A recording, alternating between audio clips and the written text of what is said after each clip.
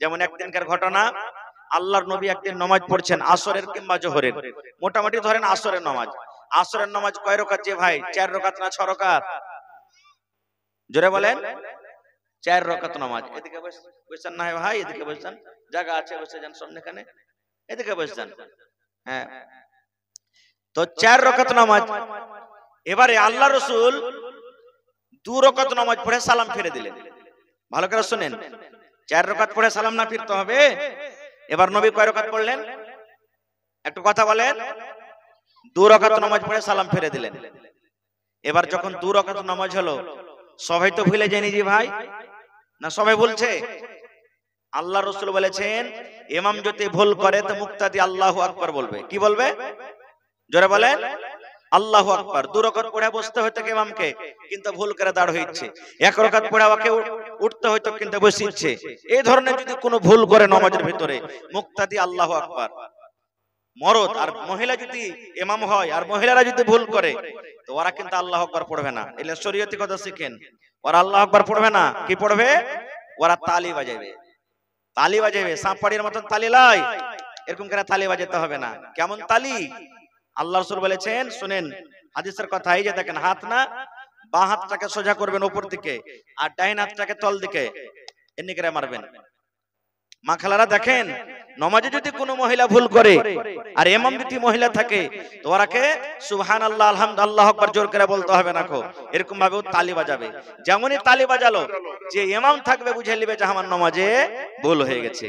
কিন্তু যদি কোনো মা খালা পড়ালেখা বেটি ছেলে হয়, এরকম করে যদি তালি বাজায়, তো যারা পাঁচজন করে হি করে হাসতে লাগবে, এই মা গিয়ে লিখতে লাগানি নামাজে তো তালি বাজছে, এর কাপ পুরা উঠেছে দেখ। কিন্তু এগুলা শরীয়তের কথা। তা আল্লাহর রাসূল 2 রাকাত নামাজ পড়ে সালাম ফিরে দিলেন। সাহাবায়ে কেরাম যারা বসে আছেন, তারা মনে মনে এক অপরকে বলতে লাগে, কি ব্যাপার রে, 4 রাকাতের জায়গাতে নামাজ কি 2 রাকাত হয়ে গেল নাকি? ব্যাপারটা কি? আজ নবী সাহেব কেন 2 রাকাত পড়ে সালাম ফিরে দিলে? কিন্তু কেউ সাহস করে আল্লাহ রাসূলকে বলতে যান না যে আল্লাহ রাসূল ব্যাপার কি, আজ 4 রাকাত না পড়ে 2 রাকাত পড়ে সালাম ফিরে দিলেন। কেউ ডরে নবীর কাছে যায় না। কিন্তু একটা সাহাবী হাদিসে জুলিয়া দেন, মানে হাত খুব লম্বা লম্বা, ওকে জুলিয়া দেন বলা হয়েছে হাদিসে, ওর আসল নাম কিন্তু আছে। ওই জুলিয়া দেন সাহাবী তখন বলছে আমি আল্লাহ রাসূলকে বলবো। এবার নবীর কাছে গেলেন, যাওয়ার পর কি বলছেন? আল্লাহর নবী গো, আকসরাতিস সালাত, নামাজকে কমিয়ে দেওয়া হয়েছে, আমনা সিতা, কিংবা আপনি নামাজ পড়াইতে ভুলে গেছেন। সেই সাহাবী বলছেন, ইয়া রাসূলুল্লাহ, আজকে যে আপনি আসরের নামাজ পড়লেন, নামাজ 4 রাকাত আছে নবী গো, 4 রাকাতের জায়গাতে 2 রাকাত আপনি নামাজ পড়েছেন। এই নামাজটা আল্লাহ রাব্বুল আলামিন 4 এর জায়গাতে 2 রাকাত করে দিয়েছেন। 2 রাকাত আল্লাহ maaf করে দিয়েছেন, আর না নামাজ পড়াইতে 2 রাকাত আপনি ভুলে গেছেন। হুজুর 2 রাকাত নামাজ আপনি পড়েছেন, তা আল্লাহ নামাজটা কমিয়ে দিয়েছে 2 রাকাত, আর না আপনি 2 রাকাত ভুলে গেছেন পড়াইতে? এ ভাই মুসলমান শুনেন, আল্লাহ রাসূল সাল্লাল্লাহু আলাইহি ওয়াসাল্লাম কি উত্তর দিচ্ছেন? নবী যে বললেন, সাহাবীরে, আমি দয়ার নবী, আমি নামাজ ভুল করিনি, নামাজ ভুল হয়নি আমার দ্বারাতে, কিংবা আল্লাহ রাব্বুল আলামিনের পক্ষ থেকে নামাজটাকে কমিয়ে দেওয়া হয়নি। মানে নামাজ 4 এর জায়গাতে 4ই আছে, 2 করা হয়নি। আর আমি নবী 2 রাকাত নামাজ নয়, আমি 4 রাকাত নামাজ আমি পড়েছি। নবীর মনে হয় আমি 4 রাকাত নামাজ পড়েছি। কিন্তু পিছনে যারা আরো সাহাবী ছিলেন, তারাও নবীকে বললেন, ইয়া রাসূলুল্লাহ, না, যদি আল্লাহর পক্ষ থেকে নামাজটাকে কমিয়ে না দেওয়া হয়েছে, নবী গো, আজকে আপনি নামাজ 4 এর জায়গাতে 2 রাকাত পড়ে সালাম ফিরে দিয়েছেন গো নবীজি। আজকে নামাজ 2 রাকাত হয়েছে, এই জন্য নবী গো 4 রাকাত আজকে নামাজ হয়নি, 4 এর জায়গাতে 2 রাকাত নামাজ হয়েছে।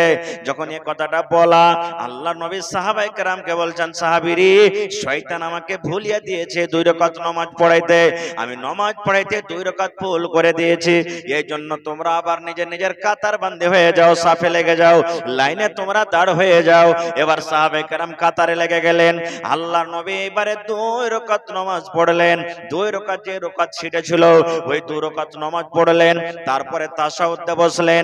তাশাহুদে বসার পর আত্তাহিয়াত পড়লেন, দুরূদ শরীফ পড়লেন, আরো যেগুলা তাশাহুদের দোয়া আছে ওই দোয়াগুলা পড়লেন। ঠিক সমস্ত দোয়া যখন পড়া হয়ে গেল, সালাম ফেরার আগাখানে নবীজি আল্লাহু আকবার বলে আবার 2টা সাজদা করলেন। 2টা সাজদা করলেন। 2টা সাজদা করার পর এবার নবী কিন্তু সালাম ফেরে দিলেন।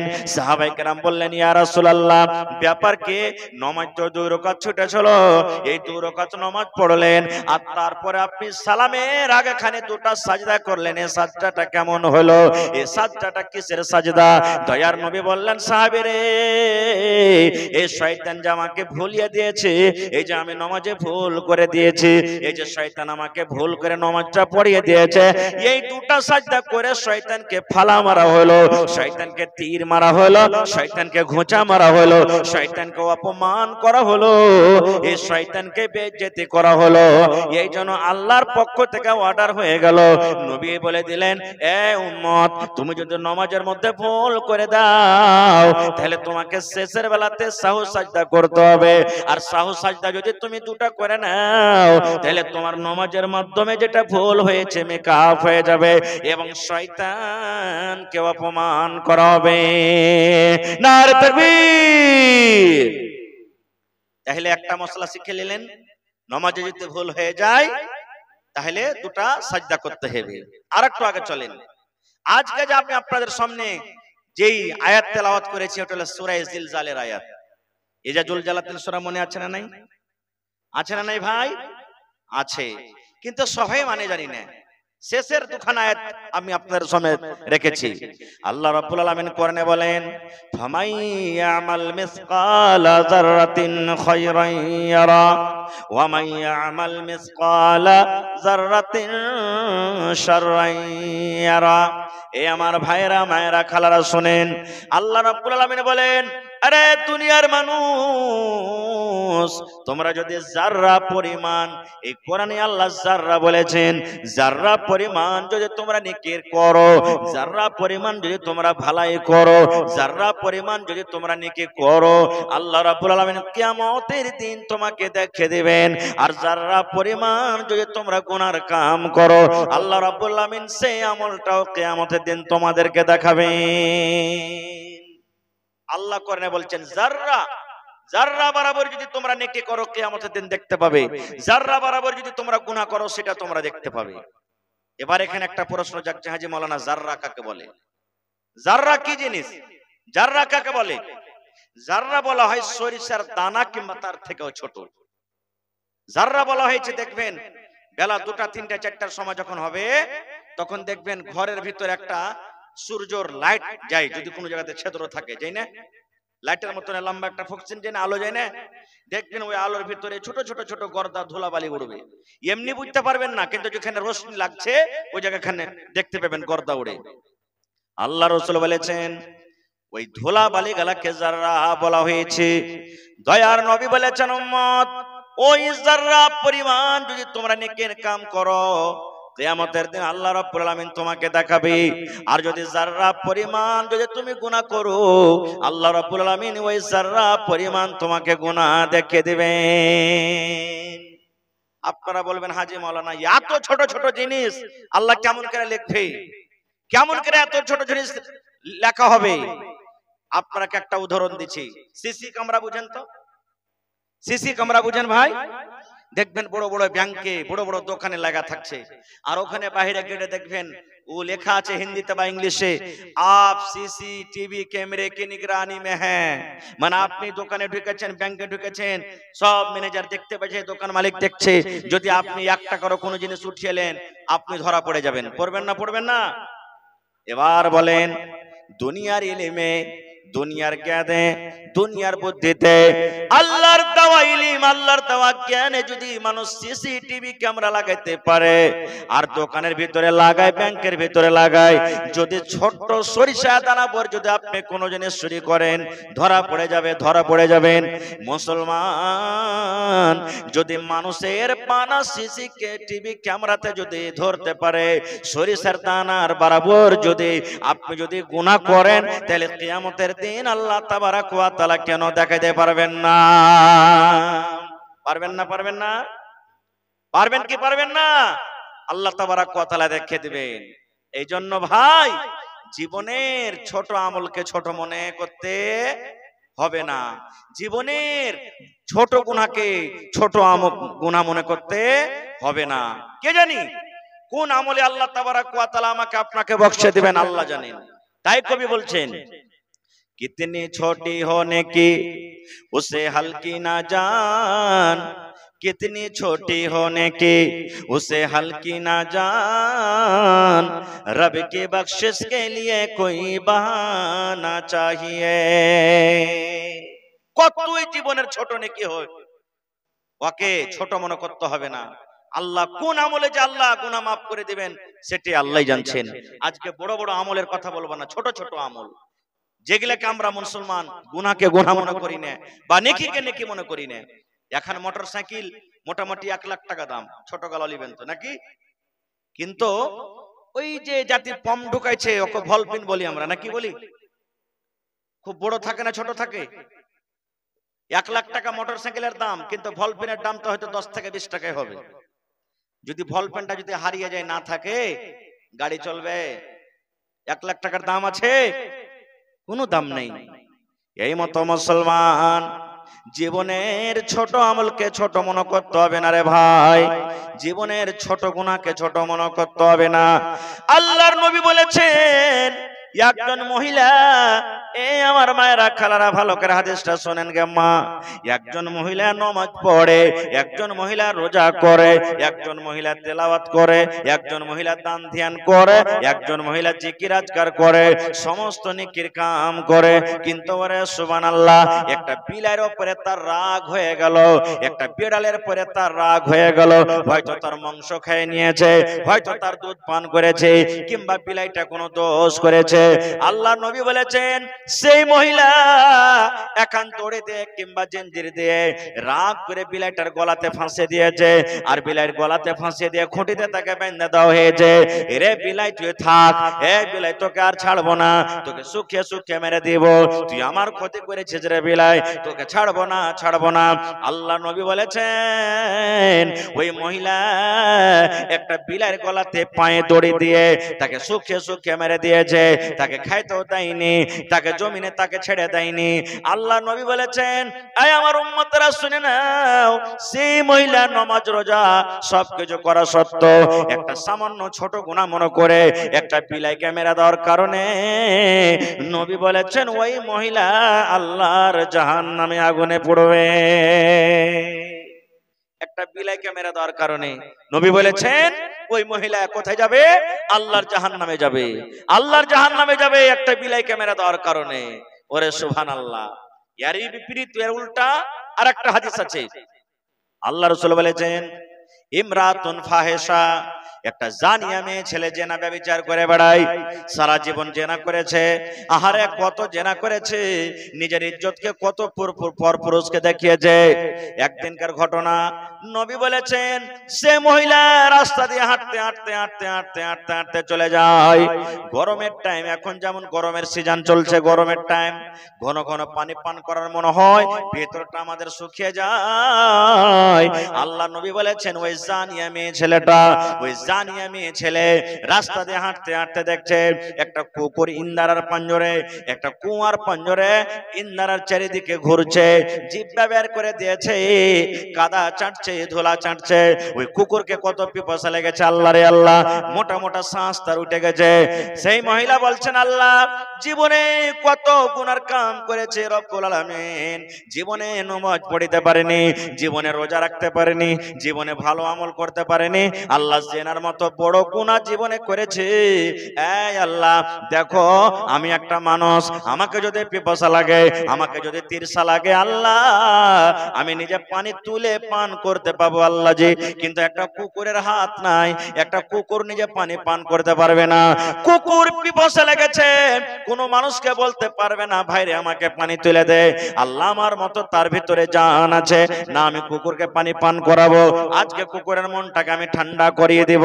আল্লাহ নবী বলেছেন ওই কুকুরকে পানি পান করার কারণে সে মহিলা বলছেন রব্বুল আলামিন জীবনের তুমি আমার জেনা করা গুনাহকে আল্লাহ তুমি maaf করে দাও। আল্লাহ জীবনে জীবনে জীবনে কত জেনা করেছে, আল্লাহ আজকে আমি কুকুরকে পানি পান করাবো, আল্লাহ কুকুরকে পানি পান করার কারণে তুমি আমার জীবনের গুনাহকে maaf করে দাও। আল্লাহ রাসূল বলেছেন তার কাছে ওড়নি ছিল একটা, পানি তোলার জন্য ডোল রস্সি কিচ্ছু নেই, কি দিয়ে পানি তুলবে, তার কাছে একটা ওড়নি ছিল। আপনারা আমরা আগে খুব ভুজা খেয়েছি টোনা বানিয়ে, টোনা বুঝছে না, খুব টোনা বানিয়ে খুব ভুজা খেয়েছেন। এবার নবী বলেছেন যে মহিলাটা নিজের চাদরে টোনা তৈরি করলো, টোনা বানালো পানি তোলার জন্য।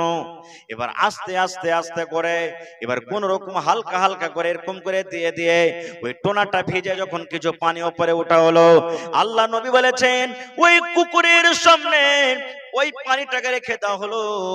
এবার কুকুর জিভ বেঁধে চেটে চেটে চেটে চেটে পানি পান করলো। এবার যখন পানি পান করে কুকুরের হাঁপি বন্ধ হয়ে গেল, কুকুরের যখন মোটা শ্বাস যেটা উঠছিল যখন বন্ধ হয়ে গেল, এবার নবী বলছেন ওরে আমার উম্মত, একটা কুকুরকে পানি পান করার জন্য, একটা কুকুরকে পানি খাইয়ে দেওয়ার জন্য আল্লাহ রাব্বুল আলামিন এই আমলটাতে তার সারা জীবনের জেনার গুনাহকে আল্লাহ maaf করে দিলেন। শুধু তা নয় রে তা নয়, একটা কুকুরকে পানি পান করার জন্য আল্লাহ রাব্বুল আলামিন তাকে জান্নাতে ঘোষণা করে দিলেন। এবার শুনেন মুসলমান, কুকুর একটা কত বড় নাপাক জানোয়ার, আমার উলামায়ে কেরাম বসে আছেন জিজ্ঞাসা করবেন। আল্লাহর নবী বলেছেন যদি আমার মায়েরা খালারা কুকুর যদি আপনার থালিতে মুখ দিয়ে দেয়, কুকুর যদি আপনার গোশতে মুখ দিয়ে যায়, ওই গোশত আপনাকে খেতে হবে না। কুকুর যদি ভাতে মুখ দিয়ে দেয়, ওই ভাত আপনাকে খেতে হবে না। কুকুর যদি আপনার রুটিতে মুখ দিয়ে দেয়, ওই রুটি আপনাকে খেতে হবে না, ওই রুটিকে ফেলে দিতে হবে। নবী বলেছেন কুকুর যদি হাঁড়িতে মুখ দিয়ে দেয়, কুকুর যদি কড়াইতে মুখ দিয়ে দেয়, তাহলে ওই বার্তনটাকে আপনাকে 7 বার করে ধুইতে হবে গাম্মা। একবার আপনি ছাই মাটিতে মানবেন, 6 বার এমনি এমনি ধুয়ে নেবেন, 7 বার করে কুকুরের মুখ দেওয়া বার্তনকে আপনি ধুবেন, তাহলে বার্তনটা পাক পবিত্র হবে। এরকম নাপাক জানোয়ারকে যদি পানি পান করায় আল্লাহ জীবনের গুনাহ maaf করে জান্নাতে দিতে পারেন, তাহলে মসজিদ বানিয়ে আল্লাহ তাবারাক ওয়া তাআলা জান্নাত দিবেন কি দিবেন না? দিবেন? জোরে বলেন দিবেন না দিবেন না? কুকুরকে পানি পান করিয়ে যদি আল্লাহ জীবনের গুনাহ maaf করতে পারেন, তাহলে মসজিদ বানিয়ে আল্লাহ জান্নাত দিবে না? দিবে না দিবে না ভাই বলেন? আল্লাহ তাবারাক ওয়া তাআলা জান্নাত দিবেন। আর একটু আগে চলেন, আল্লাহর নবী একদিন ফজরের নামাজ পড়ে, আপনারা ফজরের নামাজ পড়ে যেমন বসছেন 5 মিনিট 10 মিনিট 2 মিনিট 4 মিনিট বসছেন না, বসেন না? আল্লাহর নবী ঠিক ফজরের নামাজ পড়ে মুক্তাদির দিকে ঘুরে গেলেন। ঘুরে দেওয়ার পর তখন নবীজি এরকম ভাবে নজর করে দেখছেন, দেখার পর বলছেন বেলাল, একজন সাহাবীর নাম বেলাল, বলছেন ও বেলাল তুমি কোথায় আছো? বেলাল নবীর সামনে এলেন, আসার পর বলছেন ইয়া রাসূলুল্লাহ কি বলছেন বলেন। এ ভাইরা মায়েরা শুনেন, আল্লাহ নবী বললেন বেলাল রে, আমি তোমাকে জান্নাতের ভিতরে দেখলাম রে বাবা, আমি নবী নজর করলাম জান্নাতের ভিতরে তুমি হাঁটছো, খড়ম পেয়ে দিয়ে তোমাকে জান্নাতে হাঁটতে দেখলাম। আমি নবী পিছনে পিছনে হাঁটছি আর তোমাকে আমার আগে আগে জান্নাতের ভিতরে আমি দেখলাম। বেলাল জীবনে কোন এমন আমল করেছো বাবা, সে আমলটার কারণে আমি তোমাকে জান্নাতের ভিতরে ঘুরতে দেখলাম, বলো তো সে আমলটা কি? হযরত বেলাল বলছেন ইয়া রাসূলুল্লাহ ওরকম তো আমি আমল কিছু দেখতে পাই না, আপনার সাথে নামাজ পড়ি, তেলাওয়াত করি, আর রোজার মাসে রোজা করি, এই ছাড়া তো আমার ওরকম কোনো আমল আর দেখতে পাই না যে আমি আমল করি। আল্লাহ রাসূল বললেন, বেলাল রে, তুমি মনে করো রে বাবা ভালো করে, তোমার জীবনে কোন এমন একটা আমল আছে যে আমলটা আল্লাহকে খুবই ভালো লেগেছেন, যে আমলটাকে খুবই ভালো লেগেছেন, সেই আমলটার কারণে আমি নবী তোমাকে জান্নাতের ভিতরে ঘুরতে দেখলাম। মনে করো, মনে করো। এবার ভাবা চিন্তা করে হযরত বেলাল রাদিয়াল্লাহু তাআলা আনহু বললেন, ইয়া রাসূলুল্লাহ, আল্লাহ নবী গো, 5 ওয়াক্তের নামাজ তো পড়ি, 5 ওয়াক্তের নামাজের পর যখন যখন আমার ওযু ভেঙে যায়, হয়তো বেলা 9টার সময় হোক, বেলা 10টার সময় হোক, বেলা 8টার সময় হোক, কিংবা বেলা 2টা 3টার সময় হোক, যখন যখন আমার ওযুর দরকার হয় আমি ওযু করে নি। আর ওযু করার পর আমার ধারণা একটা আছে, আমার একটা আমল আছে, আল্লাহ ওযু করে আমি কেমন করে এমনি থাকবো, আমি ওযুর হকটা আদায় করব, আমি ওযুর হকটা আদায় করব। আল্লাহ নবী গো, নামাজের টাইম হয় কিংবা নাই হোক, ওযু করার পর আমি আল্লাহর ঘর মসজিদে চলে যাই। আর মসজিদে যাওয়ার পর নবী গো, এই যে আমি নতুন করে ওযু করলাম, আমি 2 রাকাত আমি নামাজ আদায় করি। এটা আমার আমল। ওযু করার পর নামাজের টাইম হোক কিংবা নাই হোক, যখনই ওযু করি 2 রাকাত আমি নামাজ পড়ে যাই। আল্লাহ রাসূল বললেন, বেলাল রে, এই আমলটার কারণে আল্লাহ তোমার উপরে রাজি হয়ে গেছে রে বাবা। এই আমলটা আল্লাহকে তোমার খুবই ভালো লেগেছে, তোমার এই আমলটাতে আল্লাহ খুশি হয়েছেন। এই আমলটার কারণে আমি নবী তোমাকে জান্নাতের ভিতরে আমি দেখলাম। নারে তাকবীর।